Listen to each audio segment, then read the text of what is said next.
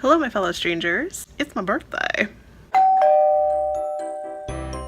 So I wasn't really sure what to do for a video today, so I posted in the Adult Nerdfighters page, where it's kind of a tradition to do an AMA on your birthday, and asked if I could do sort of a special birthday AMA in which they asked me questions there and I answered them here, and then I would just post the video so they could see the answers to the questions that I answered.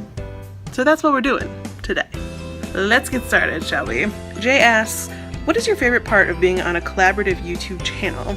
I guess the people, generally speaking, are the reason I like it. Patrick, also from Starting as Strangers, asks, why are you so awesome? I'm not sure that I am that awesome. I don't know. I guess I'm awesome because I got it from my mama. I try to emulate her. So if I do have some awesome, it's gotta be her fault. That makes sense, right? Emma asks, what book have you learned the most valuable lessons from? I've read so many books, so this is really incredibly difficult. If I revisit this question like later, the answer may change, but just like sort of off the cuff, I would say probably Jane Eyre. The reason I say this is because I've had to read Jane Eyre several times throughout the years, and the first time I read it, I absolutely hated it, and I feel like I've learned to enjoy it even more each time I've read it, and I think it comes through sort of understanding some of the underpinnings of the novel and sort of some of the conversations that have been had surrounding the novel in an academic-y sort of sense. But also, I think one of the things that I've learned through this experience of reading the novel and like sort of gaining new or evolved appreciation for it is that not all stories are important to us in the same way, in the same time. So certain elements of a story might have meaning for us later that maybe in our youth or our younger years we didn't really have the life experience to sort of appreciate. Although I love Jane Eyre now, in fact I would label it probably one of my favorites books, it taught me not necessarily a life lesson through the novel itself, but through the process of having to reread it over and over and learning to appreciate it through the sort of place in my life that I was at the time and the kinds of things that I could sort of get out of the novel at those times in my life, and sort of understanding that our appreciation of stories and novels can certainly evolve as our life experience and whatnot also moves it forward or evolves. Was that a good answer to that question? I have no idea. Shannon asks, cake or pie, and which type is your favorite? So generally speaking, I have an aversion to any kind of baked fruit. So more than likely I would pick cake and probably chocolate with some sort of copious amount of frosting, because to me that's the best part. But I don't necessarily want to begrudge pie at least some love, because I do like things like pumpkin pie or, you know, like maybe like a chocolate mousse type pie. Actually, you know what? To solve both of these problems, I would just say cheesecake, because that's obviously the best choice between those two. It's a little bit like both, but not exactly. You dig?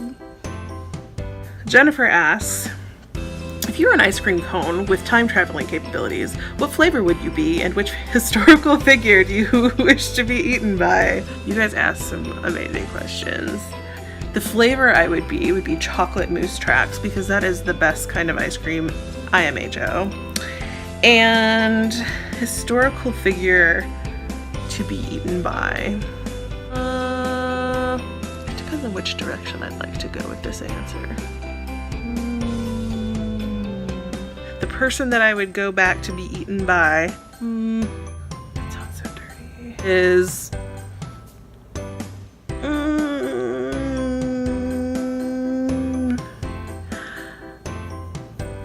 Afra Ben?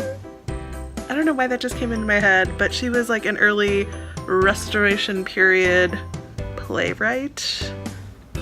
And I don't know why that was in my head, but sure, after bed.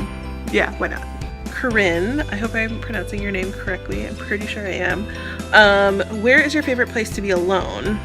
For example, reading in bed, a favorite park, singing loudly in the car. So I have an apartment, but I think I'd rather be alone at my mom's house because my mom has a great house. It's home. It's always been home. And even though I don't technically live there, I am there a lot and like it there a lot. And so even if my mom wasn't home, I'd rather be there alone. You can hear my neighbors. It's relatively quiet there, and it's got all the things that I would need except for the internet. But I can get that with crappy Xfinity Wi-Fi, so I'd make it work, you know? David asks, if you could have one superpower of your choice, what would it be? And would you be more inclined to villainy or heroism? I actually ask my students this question all the time. FYI, I am a college instructor of English. But anyways, I always ask this question of my students at the beginning of the year. However, I don't usually ask them about the heroism or villainy part. But my answer to this question is that I would love to be able to heal people. It would be kind of hard to be a villain if that was my superhero power because, you know, I'd just go around healing people. I guess I could only heal bad people. I think heroism though. I'm not much of a vindictive, villainous type of person, just generally speaking. So I'm pretty sure I would be a hero. Danny asks, if you were a soup, what soup would you be? I'm pretty convinced actually that my mom makes like some of the best soups. One of my favorites of hers is a cream of potato with like bacon bits, and she usually puts like cream cheese in there and like whatever, but it's delicious. And I guess if I had to be a soup, I may as well be my favorite soup, which happens to be my mom's cream of potato soup. So there we go. Kit asks, if a signature sandwich were made based on you, in what order would the fillings be added? I mean, first you'd need the meat because you just need something substantial in there for everything else to like stick to or complement. And I am a meat eater. Sorry, vegetarians. After that, I'd put some real mayonnaise because that Miracle Whip is shit. No offense to anyone who likes that. Ew. I just need something creamy in there, you know, nice and smooth. I'd probably then add some onion because I want to make an impression, and that'll add a little stank to you. So there's that. And then a little bit of lettuce just for a little crunch, you know, just like a little fresh. And then I'd add some tomato because all things should have tomato. Okay, maybe not all things, but all sandwiches should have tomato. I am a Joe. It would also add a bit of pretty color in there, the red, and it would complement the green of the lettuce, which would remind me of Christmas, which is my favorite holiday. That'd be it. I'm pretty simple.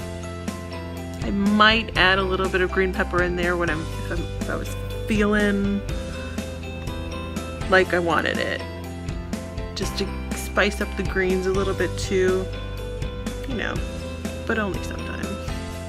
All right, my fellow strangers, this was fun. I'm gonna have to do this again sometimes because there are some really good questions in there. Fun questions. I may actually have to steal some of these questions to use in my class because I like weird questions and I always ask some sort of weird question. And Superpowers has been my staple for a little while, so it might need to change to one of these. Anyways, I hope you're all having a good day. My birthday's been pretty good so far, so I am about to watch Charmed. I'm hoping to make a video about that next week, hopefully for this channel. And I guess with that, I will just say until next Monday, my fellow strangers, because of course I will see you then. Bye.